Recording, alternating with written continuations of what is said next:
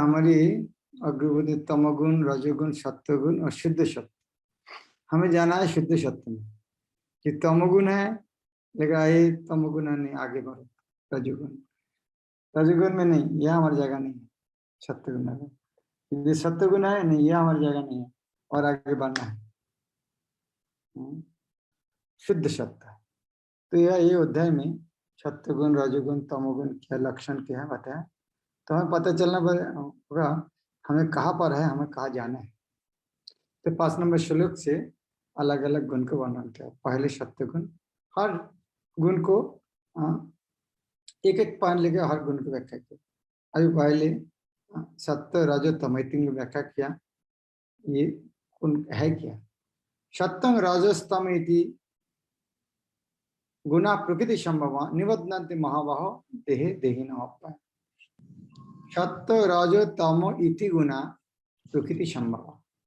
ये सत्व, रजो, तम ये गुण है प्रकृति संभव, प्रकृति से उत्पन्न। निबध्नन्ति महाबाहो, ये बांध लेते हैं महाबाहो। हे अर्जुन, ये सबको बांध लेते हैं। देहे देहिनम अव्ययम, ये देहो में जीव को, देहे देहिनम अव्ययम, और शब्द का अर्थ क्या है? देहो में जीवात्मा को बांध देते हैं। कौन? ये तीन गुण। प्रकृति में जो सत्व, रजो तीन गुण है, यहाँ पर जीवात्मा को प्रकृति में, जीवात्मा को शरीर में बांध लेते हैं। तो ये तीन बांध लेना क्या है? सत्व, रजो, तम आचार्य लोग उदाहरण देते हैं। सत्व अर्थात सोने का, रज अर्थात रूपा चांदी का, और तम अर्थात लोहा का, जंजीर, चेन। ये 3 प्रकार चेन है, सोना, चांदी और लोहा का चेन है। कौन चेन से बांधना अच्छा है? किसी भी नहीं, किसी से भी नहीं महाराज। नहीं बोलने तो मजा आएगा। हमको सोना का चेन से बांध लिया है, खुश तो महाराज जी, चेन तो चेन ही, चाहे सोने की हो, चाहे चांदी की हो, चाहे लोहे की हो, चेन तो चेन ही है। चेन तो चेन ही है, लेकिन किसी को आपको सामन में लोहे से बांध लिया, आपको सोना से बांध लिया, थोड़ा तो अच्छा तो लगेगा। देखो उसको लोहा से बांध दिया, मुझको सोना से बांध लिया।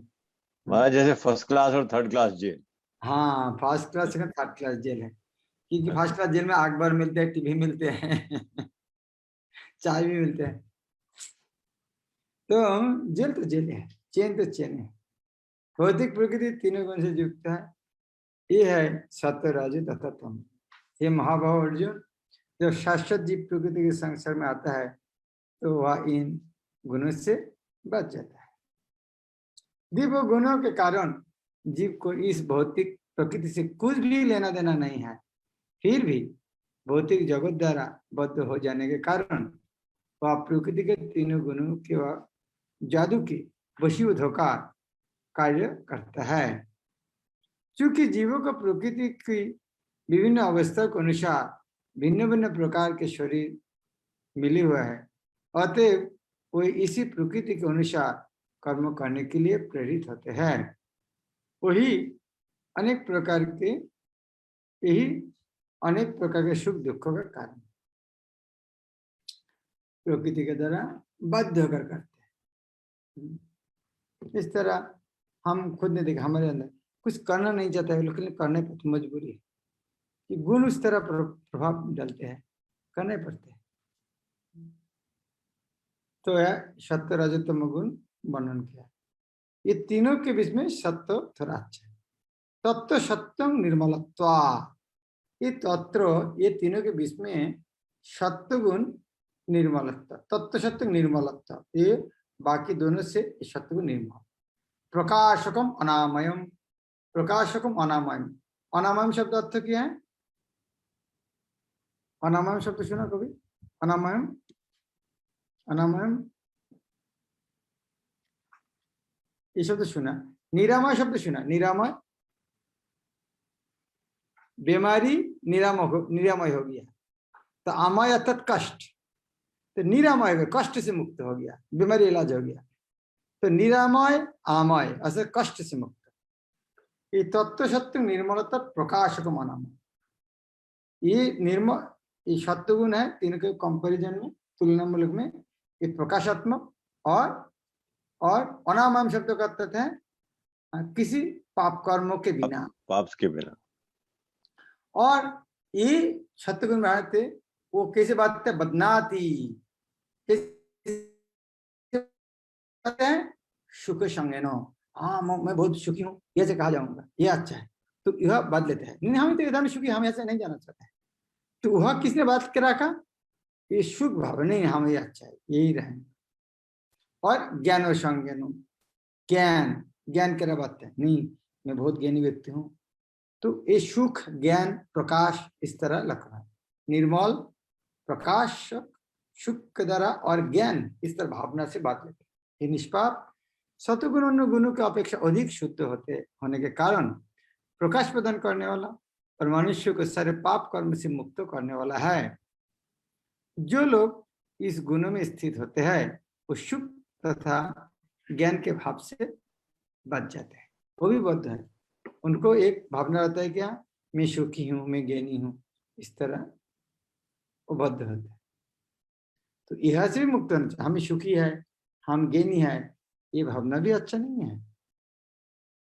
प्रकृति द्वारा बद्ध किए गए जीव कई प्रकार के होते हैं, कोई सुखी है और कोई अत्यंत कर्मठ है, तो दूसरा असहाय है। इस प्रकार के मनोभाव ही प्रकृति में जीव की बद्ध अवस्था के कारण स्वरूप है। भगवद गीता के इस अध्याय में इसका वर्णन हुआ है कि वे किस प्रकार भिन्न भिन्न प्रकार से बद्ध है। सर्वप्रथम सतगुण पर विचार किया गया है। इस जगत में सतगुण विकसित करने का लाभ यह होता है कि मनुष्य अन्य बद्ध जीव की तुलना में अधिक चतुर हो जाता है, अधिक चतुर अर्थात अधिक बुद्धिमान होता है। सतगुणी सतगुणी पुरुष को भौतिक कष्ट उतना पीड़ित नहीं करते और उसमें भौतिक ज्ञान की प्रगति करने की शुद्ध होती है। इसका प्रतिनिधि ब्राह्मण है जो सतगुणी माना जाता है। सतगुण का ब्राह्मण है, रजोगुण का क्षत्रिय है, तमोगुण का शूद्र है और वैश्य विष में है, तमो और रजोगुण का। सुख का यह भाव इस विचार के कारण है कि सतगुण में पाप कर्म से प्राय मुक्त रहा जाता है। वास्तव में वैदिक साहित्य में यह कहा गया है कि सतगुण का अर्थ ही है अधिक ज्ञान तथा सुख का अधिक अनुभव। सारी कठिनाई यह है कि जब मनुष्य सतगुण में स्थित होता है तो उसे ऐसे अनुभव होता है कि वह ज्ञान में आगे है और अन्यों की अपेक्षा श्रेष्ठ है। इस प्रकार वह बद्ध हो जाता है। इसका उदाहरण है वैज्ञानिक दर्शन। वैज्ञानिक दार्शनिक को सोचता हूं ज्ञानी हूं। इनमें से प्रत्येक को अपने ज्ञान का गर्व रहता है और चूंकि ये अपने रहन सहन के सुधार लेते हैं आते उन्होंने भौतिक सुख की अनुभूति होती है। अब लोग को मेरा लगे सबको अनुभव होता है।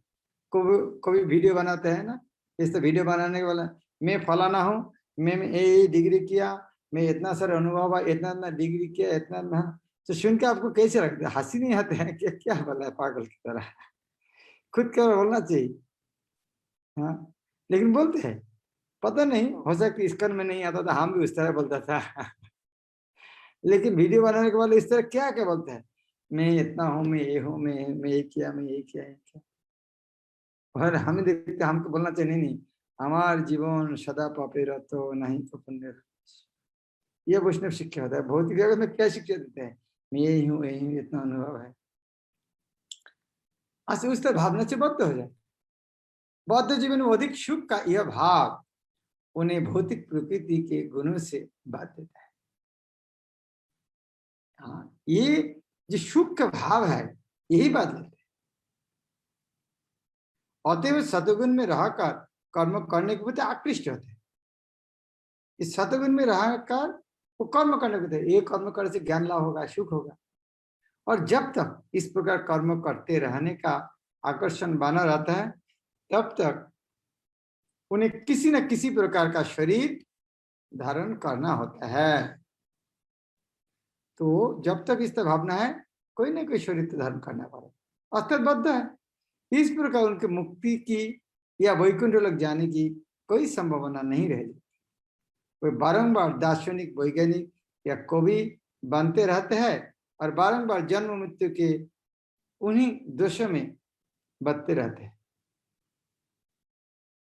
लेकिन माया मोह के कारण वो सोचते हैं कि इस प्रकार का जीवन आनंदप्रद है। एक प्रश्न है कि प्रभुपाद जिस तरह तात्पर्य में दिया है कि श्लोक में इस तरह की बात है क्या? तत्व सत्य निर्मल प्रकाशंग अनामय सुख संग बंधन ज्ञान संग चाना। क्या प्रभुपाद जो कहा है श्लोक में लिखा है क्या इस तरह? हाँ, जरूर लिखा है। बदनाती बात लेते हैं, भगवत धाम नहीं जाने देते हैं। कैसे बात लेते हैं उसके प्रभाव व्याख्या करता है। गोलोक वृंदावन वैकुंठ नहीं जाने देते हैं, भौतिक जगत में बात लेते हैं। कैसे बात लेते हैं? वो श्लोक में हमको अल्प बुद्धि का समझ में नहीं आता है, इसलिए प्रभुपाद ने विस्तार कैसे बात लेते हैं। वैकुंठ जगत में क्यों नहीं जाने देते हैं? क्योंकि हम सुखी, हम ज्ञानी इस तरह काम करना चाहते हैं। तो करने के लिए तो शरीर धारण करना पड़ेगा। तो इस शरीर की भी आवश्यकता है, भौतिक जगत की भी आवश्यकता है और मुक्त नहीं हो पाते। दूसरे श्लोक रजोगुण का लक्षण है। रजो रागात्मकं विद्धि तृष्णा संग समुद्भवम तत्निबंधन्ति कौन्तेय कर्म संग। रागात्मकं शब्द अर्थ क्या? रागात्मकं, राग अर्थात अनुराग, आसक्ति उत्पन्न करता, आकांक्षा उत्पन्न करता। रजो रागात्मकं, रजो का लक्षण है बहुत आकांक्षा है। रजो रागात्मकं विद्धि तृष्णा संग समुद्भव। तृष्णा था प्यास, तृष्णा थर्स्ट, प्यास। कौन सा प्यास? भौतिक चीज लाभ करने के लिए प्यास, लालायित रहता है। तृष्णा संग समुद्भवम, इस तरह बहुत से लोभ और संगति कारण ये उद्भूत होते इस तरह से। तो तत्निबंधन्ति कौन्तेय, इस तरह गुण के कारण उनको कौन सा काम बात लेता है? कर्म संगेन देहीनाम, देहधारी जीवात्मा को कर्म संगेन सकम कर्म में आसक्त करते हैं। रजोगुण की उत्पत्ति असीम आकांक्षा तथा तृष्णा से होती है और इसी के कारण से वह देहधारी जीव सकम कर्म से बच जाता है। रजोगुण की विशेषता है पुरुष तथा स्त्री का पारस्परिक आकर्षण। स्त्री पुरुष के प्रति, स्त्री पुरुष के प्रति और पुरुष स्त्री के प्रति आकर्षित होता है, यह रजोगुण कहलाता है। जब इस रजोगुण में वृद्धि हो जाती है तो मनुष्य भौतिक भोग के लिए लालायित होता है। यह इंद्रिय तृप्ति चाहता है। इस इंद्रिय तृप्ति के लिए वो रजोगुणी मनुष्य समाज में या राष्ट्र में सम्मान चाहता है और सुंदर संतान, स्त्री तथा घर सहित सुखी परिवार।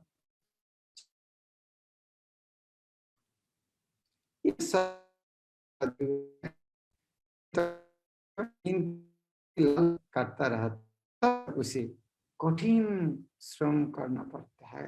अतः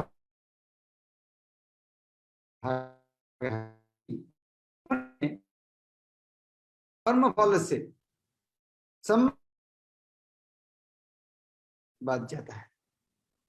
अपनी स्त्री, पुत्रों तथा समाज को प्रसन्न करने तथा अपनी प्रतिष्ठा बनाए रखने के लिए मनुष्य को कर्म करना होता है। और तो सारा संसार ही न्यूनाधिक रूप से रजोगुणी। दुनिया में कौन नहीं है इस तरह? सभी, लगभग सभी। इसीलिए कम बेशी, ज्यादा कम, सब रजोगुणी है। आधुनिक सभ्यता में रजोगुण का मानदंड ऊंचा जो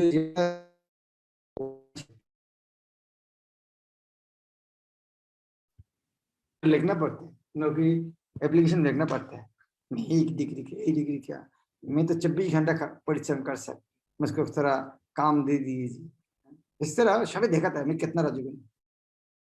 आधुनिक सभ्यता में रजोगुण का मानदंड ऊंचा है। प्राचीन काल में सतोगुण की उच्च अवस्था माना जाता था। यदि सतोगुणी लोग को मुक्ति नहीं मिल पाती, जो रजोगुणी है उनके विषय में क्या कहा जाए? इसलिए प्रभुपाद यह ज्यादा व्याख्या किया। पिछले श्लोक में व्याख्या किया है सतोगुणी आदमी किस तरफ आ जाते हैं, तो उनके यदि इस तरह रहते हैं तो प्रभुपाद यह लिखा नहीं रजोगुण का अनुमुक्त होने का कोई तो संभावना है ही। आगे श्लोक आते हैं तमोगुण का लक्षण। तम तु अज्ञान विद्धि मौनं सर्वदेहिन प्रमाद आलस्य निद्रा भी तन्निवर्तन्ते भारत। तमो तु अज्ञान विद्धि, तमो शब्द का अर्थ है अंधेरा, अज्ञान। मौनम सर्वदेहिना, ये सबको सर्वदेहिना, देहीधारी जीव को जीवात्मा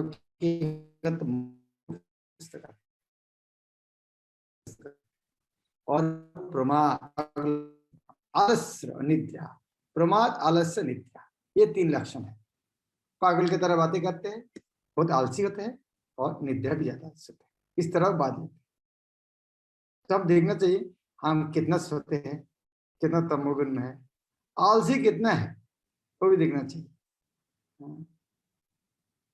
इतना आलसी है, रोज भगवत गीता पढ़ेंगे यही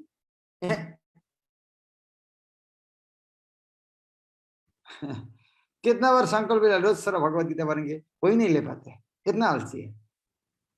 और जो बातें करते हैं हर बात का तो कृष्ण भक्ति के आने के बाद थोड़ा अच्छा बात करते थे, लेकिन पहले क्या बात करते थे सब पागल की तरह है।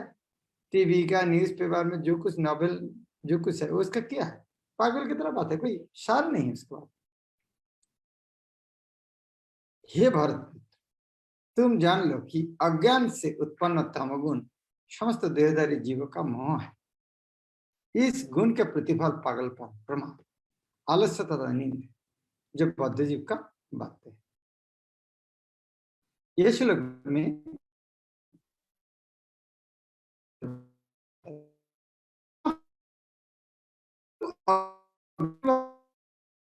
तू शब्द बहुत सुंदर व्याख्या की। इस श्लोक में तू शब्द का प्रयोग उल्लेखनीय है। तू शब्द आता है लेकिन, किंतु, इस तरह अर्थ में आता है। तो किंतु जब बता दिया तो समझना चाहिए समथिंग उनका उल्टा कुछ है। हाँ, इस तरह बोलेंगे आज क्लास के बाद प्रसाद है, किंतु यदि बोलेंगे तो थोड़ा लग रहा है समथिंग नो। तो यह बोले तू, इसका अर्थ है कि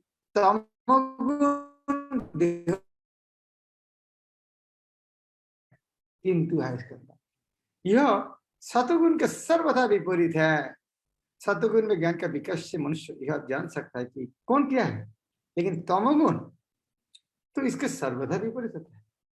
जो भी तमोगुण के फेर में पड़ता है वो पागल हो जाता है, और पागल पुरुष यह नहीं समझ पाता कि कौन क्या है, और प्रगति करने के बजाय अधोगति को प्राप्त होता है। वैदिक साहित्य में तमोगुण की परिभाषा इस प्रकार दी गई। वस्तु यथात्म ज्ञान वरकम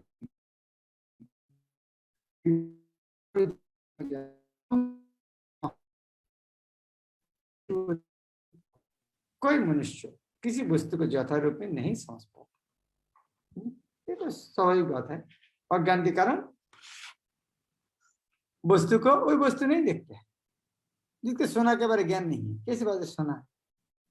छोटा बच्चा एक सांप को रस्सी बल के पकड़ लेते, ज्ञान का अभाव है। उदाहरण प्रत्येक व्यक्ति देखता है कि उसका बाबा मरा है और तो वह भी मरेगा। मनुष्य मरता है, उसकी संतान भी मरेंगे और तो मृत्यु ध्रुव है। फिर भी लोग पागल का धन संग्रह करते हैं और नित्य आत्मा की चिंता किए बिना दिन रात और निष्कठोर परिश्रम करते रहते हैं। ये पागलपन ही तो है। एक व्यक्ति की मैंने सुना है, उनका घर में एक ही बच्चा है, हाँ, और वो भी थोड़ा पागल की तरह है, और उनके बहुत सारे दुकान है, तो घर में पत्नी और एक बच्चा, उनको भी टाइम नहीं देते। कल दुकानों में खड़ा दिन रात के पैसा कमाते हैं, उनको पता नहीं किसके लिए कमाते हैं। पत्नी के साथ बात करना टाइम नहीं, घर में बच्चा समय पागल है।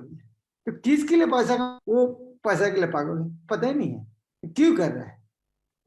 अपने पागलपन में कोई आध्यात्मिक ज्ञान में कोई उन्नति नहीं कर पाते। ऐसे लोग अत्यंत आलसी होते हैं। जब उन्हें आध्यात्मिक ज्ञान में होने के लिए आमंत्रित किया जाता है तो अधिक रुचि नहीं दिखाते। वे रजोगुणी व्यक्ति की तरह भी सक्रिय नहीं रहते। अतः तमोगुण में लिप्त व्यक्ति का एक अन्य गुण यह भी है कि वह आवश्यकता से अधिक सोता है। वह 6 घंटे की नींद पर्याप्त है, लेकिन ऐसे व्यक्ति दिन भर में 10-12 घंटे तक सोता है। ऐसे व्यक्ति सदैव निराशा प्रतीत होता है और भौतिक द्रव्य तथा निद्रा के प्रति व्यसनी बन जाता है। यही तमोगुण व्यक्ति का लक्षण। सत्वं सुखे संजायति रजो कर्माणि भारत ज्ञानमावृत तम प्रमादे संजयति। ये 3 गुण का भी एक साथ बनकर है। तो हम ये 3 जो पढ़ा है, यह से क्या पता चलता है? सत्वं सुखे संजायति,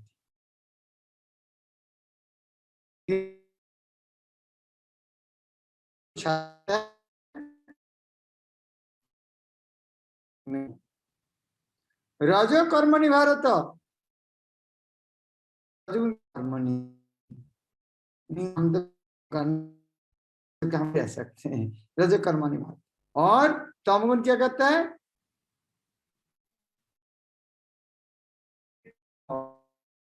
बोलते हैं ये इसका इंटरनेट पूरा कट हो रहा है। एकदम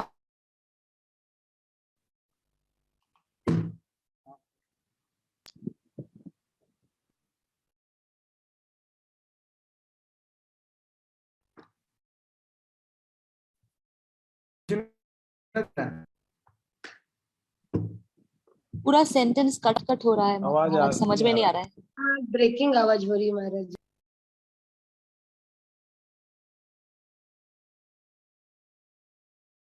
हरे कृष्णा। अभी ठीक है? नोटिफिकेशन अभी एक बार बोलिए महाराज। अभी ठीक है? हाँ, लग रहा है कि ठीक है। लग रहा है ठीक। कितना टाइम से सुना नहीं? ये पूरा मैंने नहीं सुन पाया, पूरा जो आपने कहा श्लोका से लेके उसका मीनिंग समझ में नहीं आया कुछ भी। सत्वं सुखे संजायति, ये श्लोक पिछले 3 श्लोक का सारांश बताते हैं। यह सत्वं, हमें 3 श्लोक सुना, तीनों सत्य और तीनों बातें हैं। कैसी बात है? सारांश। सत्वगुण बातें हैं सुख में, मैं सुखी हूं, इस तरह भावना से बात है। यह सुख है, मैं यहाँ से नहीं जाऊंगा, सत्वं सुखी बदना थी। और रजो कर्माणि भारत, रजो कैसी बात है? कर्म नहीं, हमको तो कर्म करना अच्छा है। और तमोगुण क्या करता है? ज्ञानमावृत, ज्ञान को ढाक देते हैं। ये पूरा उल्टा है। ज्ञानी होते हैं, सत्वगुण में ज्ञानी होते हैं और तमोगुण में जो ज्ञान को ढाक देते हैं। इसीलिए तू बता दे, लेकिन ज्ञानम आवृतत्तु तम, ज्ञानम आवृतत्तु तम, लेकिन तमोगुण क्या करता है? ज्ञान को ढाके देता है। तम प्रमाद, और उसको कैसे बात है? प्रमाद संजयति उतः। तो तमोगुण के कैसे आएगा? पागलपन से बातता है, पागलपन से बातता था। वो नहीं समझता है पागलपन कर रहा है, लेकिन पागलपन की तरह काम करने उनको मजा लगता है। वो लोग यही अच्छा है। हे भारत पुत्र, सतगुण मनुष्य को सुख से बातता है, रजगुण सकम कर्म से बातता है, और तमोगुण मनुष्य के ज्ञान को ढक कर इसे पागलपन से बातता है। सतगुणी पुरुष अपने कर्मों या बौद्धिक वृत्ति से उसी तरह संतुष्ट रहता है जिस प्रकार दार्शनिक, वैज्ञानिक या शिक्षक अपनी अपनी विद्या में निरत रह का संतुष्ट रहता है।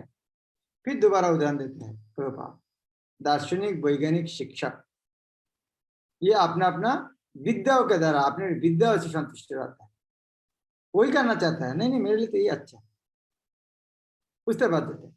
और रजोगुण व्यक्ति सकाम कर्म में लग सकता है, वह यथासंभव धन प्राप्त करके उसे उत्तम कार्य में व्यय करता है।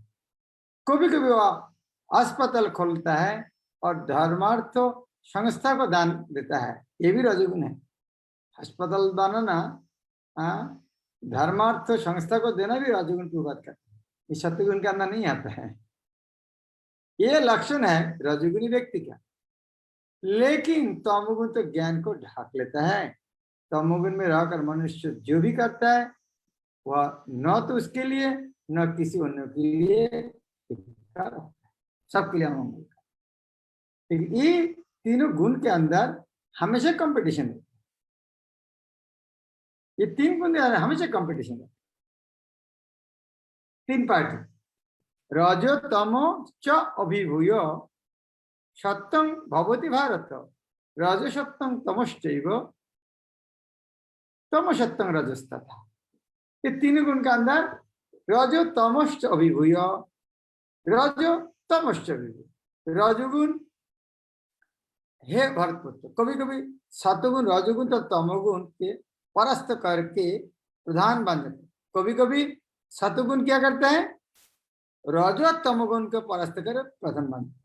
तो कभी रजोगुण वो प्रधान मानता है सतो और तमोगुण को परास्त करके, और कभी कभी तमोगुण भी लीडर हो जाते हैं सतो और रजोगुण को परास्त करके। इस प्रकार श्रेष्ठता के लिए निरंतर स्पर्धा चलती रहती है। तमोगुण रजोगुण ये एक ही व्यक्ति के अंदर बताते हैं, एक ही व्यक्ति के अंदर है। कभी कभी हमारे अंदर सत्वगुण बढ़ जाता है तो रजो तमो है, कभी तमोगुण इतना बढ़ जाता है सत्वगुण और रजोगुण उसका अंदर कुछ नहीं करता। जब रजोगुण प्रधान होता है तो सत्व तथा रजोगुण परास्त रहते हैं, जब सत्वगुण प्रधान होता है तो रजो तथा तमोगुण परास्त हो जाते हैं, जब तमोगुण प्रधान होता है तो रजो तथा सत्वगुण परास्त होता है। यह प्रतियोगिता निरंतर चलती रहती है। अतः जो कृष्ण भवनामृत में वास्तव में उन्नति करने का इच्छुक है उसे इन तीनों को लांघना पड़ता है। अभी सतगुण में है, यह एक बहुत एक महत्वपूर्ण चीज सीखने का है। हमेशा कंपटीशन होता है, अर्थ क्या है? हमेशा कंपटीशन होता है, क्या इसका अर्थ क्या है? एक गुण में कभी भी जीव स्थित नहीं रहता, हमेशा कंपटीशन होता है। अर्थात आप अभी सत्वगुण में है, अगले आपको पोस्ट चले जाने वाला है। आप सत्वगुण का अभी पार्लियामेंट में आपका नंबर ज्यादा है, लेकिन अगले बार चुनाव में तमोगुण फिर गिर जा सकते, कोई गारंटी नहीं है। तो उस तरह कुछ करना है। अभी सत्वगुण के पार्टी हमेशा रहेगा, तम और रजगुण करके पार्टी दुनिया में रहेगा ही नहीं, उस तरह करना है। अभी रजगुण का राजा बन गया, यह खुश नहीं रहना है, क्योंकि आपको इस तरह सत्वगुण में इस तरह कुछ काम करना पड़ेगा, तभी दुनिया देश से रजगुण और तमोगुण का पार्टी नहीं रहेगा। केवल सत्वगुण का राजा बनना कम नहीं है। ये श्लोक का तात्पर्य है। इसका प्रभाव क्या कहता है? अतएव जो कृष्ण भावना में तो वास्तव में उन्नति करने का इच्छुक है उसी ये तीन गुणों को लांघना पड़ता है। प्रकृति के किसी एक गुण के प्राधान्यता मनुष्य के आचरण में, उनके कार्यकलाप में, उसके खान पान में प्रकट होती रहती है। इस सब की व्याख्या अगले अध्याय में की जाएंगी। लेकिन यदि कोई चाहे तो वह अभ्यास द्वारा सत्वगुण विकसित कर सकता है और इस प्रकार रजो तथा तमोगुण को परास्त कर सकता है। इस प्रकार से रजोगुण विकसित करके तथा तमो सत्वगुण के परास्त कर सकता है, अथवा कोई चाहे तो वह तमोगुण को विकसित करके रजो तथा तमोगुण को परास्त कर सकता है।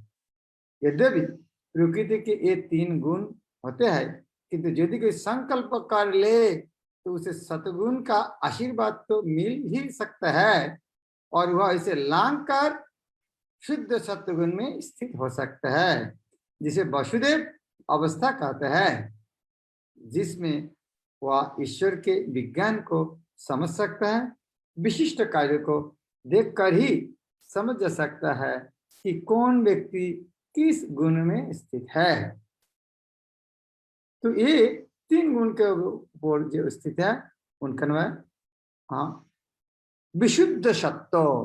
केवल सत्य नहीं है, उसका नाम है विशुद्ध सत्व और उसका नाम है वासुदेव स्थिति। वो स्थिति में भगवान वासुदेव हृदय में प्रकट है। अभी ये श्लोक में कहा गया है ये लक्षण देख के पता चलते हैं। अभी कल हम सुनेंगे क्या लक्षण है। हाँ, शरीर में क्या लक्षण से पता चलेगा वो सत्वगुण में है, शरीर में क्या लक्षण देख के पता चलेगा वो रजोगुण में है, शरीर में क्या लक्षण देख के पता चलेगा वो तमोगुण में है। ये हम काल से करेंगे। हरे कृष्ण। ओके हाँ, बहुत सारा तो है। किशोरी माता जी का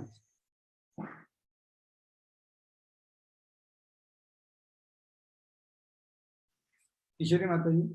हाँ सॉरी पूजा दी हुआ अनम्यूट। हरे कृष्ण महाराज जी, दंडवत करना। थैंक यू वेरी मच महाराज जी। मैं काफी समय बाद आपकी क्लास सुन रही हूँ, अभी काफी समय से नहीं सुन पाई, तो बहुत अच्छा लगा। प्रकृति की जो 3 गुणों के बारे में बता रहे। तो महाराज जी जो 10 नंबर का श्लोक अभी जो पढ़ा वो तो बिल्कुल आपके ऊपर मैच होता है। इसमें आया ना कि प्रकृति की से गुण को प्रधानता मनुष्य के आचरण में, उसके कार्यक्रम, उसके खान पान आदि प्रकट होती रहती है। हम जब देखते हैं कि मंदिर में फीस्ट जो बनती है, हम तो बढ़िया फीस्ट खाते हैं, पर आपका जो डाइट रहती है वो बॉइल सब्जी, राइस ऐसा रहता है, और आपका वो ड्रेस वगैरह। और अभी मेरे को 10 साल हो गए उज्जैन आने में, पर 10 साल में आपको एज इट इज ऐसा ही मैं देख रही हूँ, कभी कोई परिवर्तन नहीं, कभी कुछ नहीं। आपकी ह्यूमिलिटी, आपकी सरलता, सब कुछ वो सब। कोई उन्नति नहीं दिख रहा है। जी महाराज जी, कोई उन्नति नहीं दिख रहा है। नहीं कोई उन्नति उन्नति नहीं दिख रहा है। नहीं ह्यूमिलिटी बता रही हूँ महाराज जी। एक चीज और पूछनी थी, ये तो आपके लिए शेयरिंग था। पूरा सत्वगुण से भी ऊपर हो आप, सत्वगुण पूरा मैच है आपके लिए महाराज जी। अभी जैसे रजोगुण और तमोगुण के बारे में सुना, तो तमोगुण के भी लक्षण मेरे अंदर है, रजोगुण के मेरे अंदर लक्षण, ये चीज को मैं स्वीकार करती हूँ। जैसा आलस भरे हुआ है, अभी भी पागलों को जैसे थोड़े बातें करना। और जो रजोगुण है महाराज जी, वो भी अभी भौतिक चीजों के प्रति मेरे अंदर आकांक्षा है। अगर वही वो भौतिक चीजों की जो आकांक्षा है, मैं कृष्णा को सेंटर में रखकर करती हूँ, तो क्या वो रजोगुण सही दिशा में रहेगा? जैसे मुझे लगता है कि मेरा घर बहुत अच्छा होना चाहिए, तो मैं सोच रही हूँ कि हाँ घर इतना अच्छा होना ताकि वैष्णव में सेवा कर सकूं। या अभी कोई भी भौतिक चीज की मैं डिमांड कर रही हूँ, उसको मैं कृष्णा को, भक्तों को सेंटर में रखने का कोशिश कर रही हूँ, तो क्या ये रजोगुण सही है कि क्या गलत, वो पूछना था। हमारी काम कृष्ण कर्मार्पण, ये जो काम है, काम तो रजोगुण का प्रतीक है। तो नरोत्तम दास ठाकुर कहते हैं काम कृष्ण कर्मार्पण। ये जो हमारे इधर में जितना सारे कामना वासना है सब कृष्ण के लिए करना चाहिए, तो काम प्रेम परिणत है। वास्तव में प्रेम में काम हो गया है, प्रेम परिवर्तित हुए काम हो गया। अब वो काम कृष्ण के लिए करेंगे, वो काम आप ही प्रेम हो जाए। इसीलिए हमारे हृदय में बहुत से कामना वासना है, लेकिन उसको कृष्ण के लिए करना चाहिए। कोई कामना वासना हम प्रेम में करना। इसीलिए हमें भक्त लोग को, हमें आचार्य लोग को ना इस तरह नहीं बोलते जो निर्जन बैठ के भजन करो। इसलिए हमारे हृदय बहुत कामना वासना है, इसीलिए आचार्य लोग गुरु वर्ग को भगवान की सेवा में युक्त करते हैं। ज्यादा से ज्यादा सेवा करो, सेवा करके जो पैशनेटनेस है, रजोगुण की प्रवृत्ति है, वो रजोगुण है, हम भगवान की सेवा में रहना। ठीक है, परमेश्वर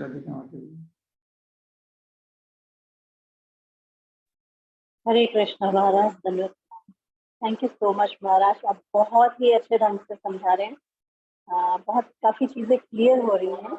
मेरा जो क्वेश्चन है वो कल की क्लास में है। श्लोक नंबर 3 में जो लिखा है कि प्रभुपाद लिखते हैं कि महत तत्व ही समग्र ब्रह्मांड का संपूर्ण कारण है और भौतिक कारण की समग्र वस्तु।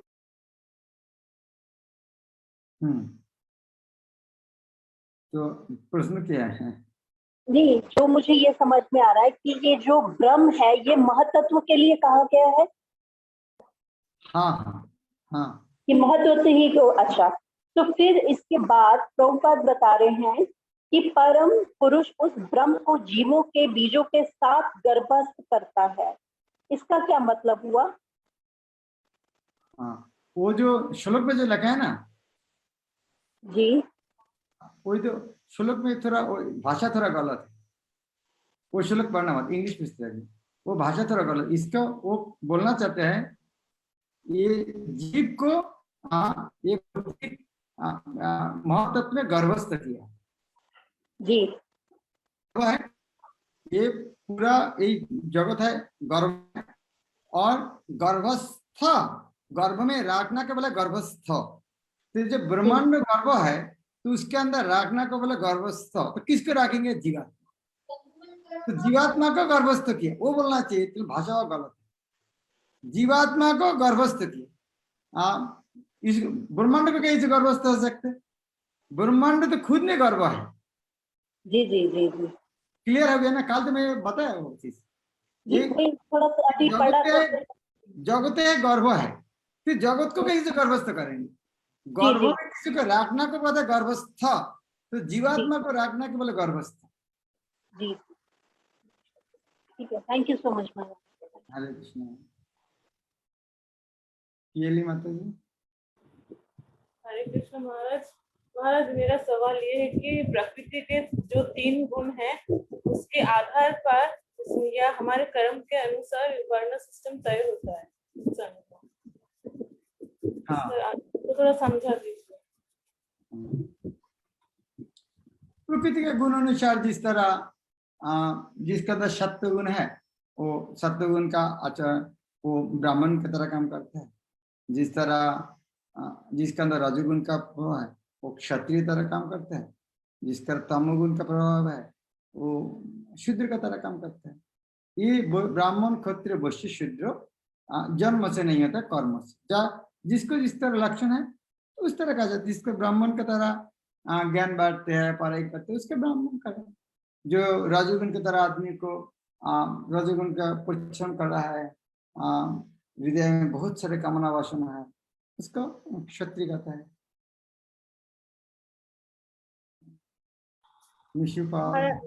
महाराज और एक सवाल है।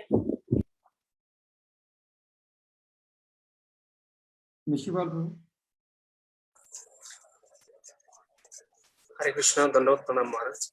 मेरा प्रश्न है प्रकृति के जो 3 गुण है वो हमेशा मतलब स्थिर नहीं रहता है, हमेशा चेंज होता है। आप पहले बातें वो कैसे एक दूसरे पे इंटरफेयर करते हैं, तो ऐसे कैसे होता है या क्यों होता है?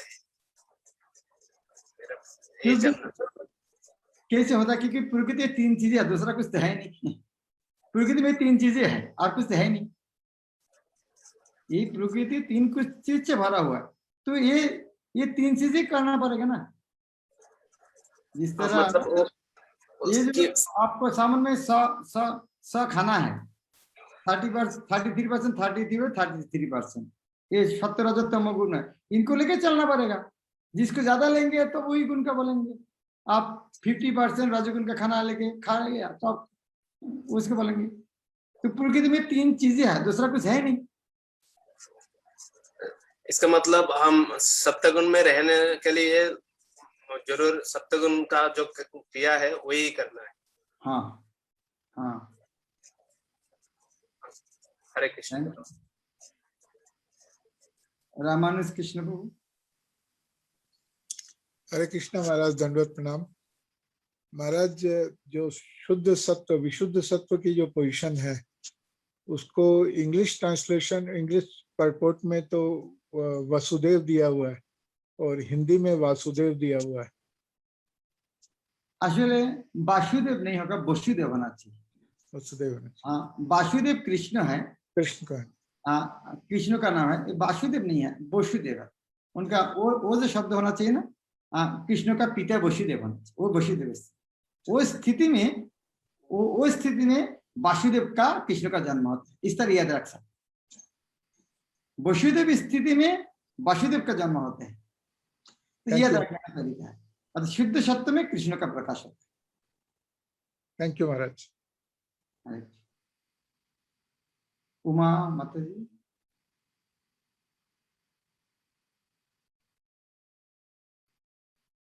उमा खन्ना। हरे कृष्णा गुरु महाराज, आवाज आ रही मेरी? हाँ अभी आ रहे। हाँ गुरु महाराज, मेरा प्रश्न है कि जीव 3 गुणों से ऊपर कैसे उठ सकता है? हाँ, वो सुनने के लिए पूरे अध्याय पढ़ना पड़ेगा। ये अध्याय उसके वर्णन में कैसे उठ सकता। तो हाँ जी। सर्वत्र है कृष्ण भक्ति का, भगवान का हाँ जी। भक्ति। हाँ जी। ये जब भगवान का भक्ति करेंगे तो हाँ तीन जी। गुण से ऊपर उठे। ये अध्याय के लास्ट में वर्णन। Thank you.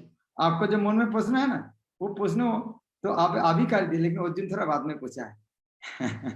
तो उस दिन बाद में पूछा है तो बाद में किसी ने आंसर दिया। आप लोग पहले पूछ लिया। अच्छा आप अर्जुन के लाइन में चल रहे हैं। हाँ लेकिन चित्तारी को हाथ उठा के। महाराज एक क्वेश्चन था, वो थोड़ा फिर नेटवर्क हो गया था तो मैं महाराज जैसे 1-2 दिन से मैं सोच रहा था कि आज वो प्रसंग भी आया। आवाज आ रही है महाराज? हाँ। तो कि आप बताए भगवद गीता पढ़ने का हम संकल्प लेते हैं लेकिन पढ़ नहीं पाते हैं। तो जैसे अनियमितता जो आती है, इरेगुलरिटी जिसे बोल सकते हैं, इसके क्या कारण से हम समझ सकते हैं कि हम संकल्प लेते हैं मंगला आरती का, या हम इस साल में भागवतम कंप्लीट करेंगे, मतलब प्रभुपाद 125 ईयर या लीलामृत, लेकिन या और भी क्षेत्र में, लेकिन वो हम उतना कर नहीं पाते हैं। मतलब ऐसा लगता है कि अर्जुन बोलते हैं कोई शक्ति हमको रोक रही है, क्या हमको पाप कर्म में लगा रही है। तो हम को क्या करना चाहिए इसके लिए कि हम जो है, जो हम संकल्प करते हैं वो संकल्प शक्ति हमारी उसको हम कर पाए, या क्या गलतियां होती हैं? बात में तात्पर्य बता दिया ना, ये तमोगुण के कारण होता है। तो तमोगुण से उपमुक्त होना, बस सिंपल बात है। ये तमोगुण के लक्षण है। संकल्प नहीं रख पाता, आलसी ज्यादा होता है, तमोगुण का लक्षण है। तो तमोगुण से मुक्त होना बस हो जाएगा। फिर तमोगुण से मुक्त संकल्प, लेकिन रजोगुण में भी ज्यादातर नहीं टिक पाते हैं। वो भी ऊपर नीचे होते होते संकल्प, तो उनको भी ऊपर उठना पड़ेगा। वास्तव में एक ही आंसर है, ये सबको ऊपर ही उठना पड़ेगा, सत्तर तमोगुण से, और कृष्ण भक्ति करना पड़ेगा, तभी होगा सब। महाराज वो भक्ति करने में ही जो बाधाएं आती हैं, मतलब जैसे हम जो भक्ति करते हैं, मतलब वो ही हम संकल्प लेते हैं भक्ति करने का ही, तो क्या ये मतलब करते करते होगा, या इसमें हम कैसे हम कुछ चीजें ऐसी करें कि जो कैटलाइजर का काम करें, जो जल्दी जल्दी हम उसको कर पाए, मतलब शीघ्रता से। हाँ, इसीलिए हमें साधु गुरु वैष्णव का सहारा लेना पड़ता है। कौन काम किस तरह करना पड़ता है, इसीलिए मार्गदर्शन तो जरूरत होता है, किस तरह करना पड़ता है। इसीलिए अलग अलग के लिए अलग अलग हो सकते हैं, इसलिए हमेशा साधु गुरु वैष्णव का सहायता बहुत जरूरत होता है। वैष्णव का कृपा चाहिए, उन्हें तो वैष्णव का संग करना चाहिए।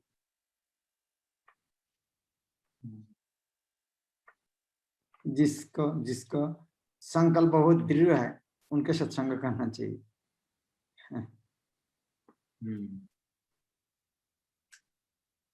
ओके, प्राची का क्वेश्चन है। हाँ महाराज, हरे कृष्ण महाराज, दंडवत प्रणाम। मेरा ये क्वेश्चन है कि जो गोलोक धाम में कृष्णा जी है वो कहाँ से उत्पन्न हुए थे? हाँ, जो भगवान का जो संग है, भगवान शब्द यह है, भगवान से सब कुछ सृष्टि हुआ है। वह और उन्होंने कोई जगह से सृष्टि नहीं हो सकती, इसीलिए उनका नाम भगवान है।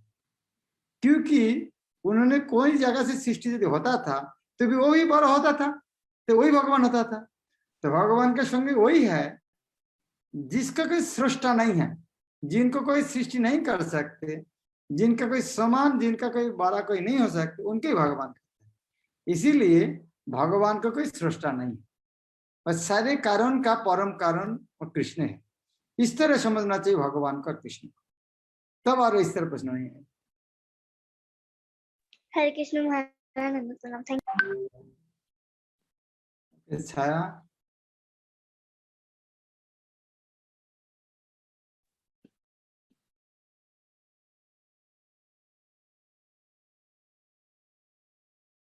साउंड नहीं आ रहा, साउंड नहीं आ रहा, साउंड नहीं आ रहा है।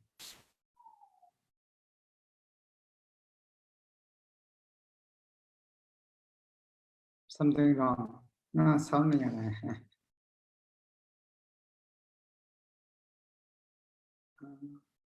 अनम्यूट तो हो रहा है लेकिन फिर भी साउंड नहीं आ रहा।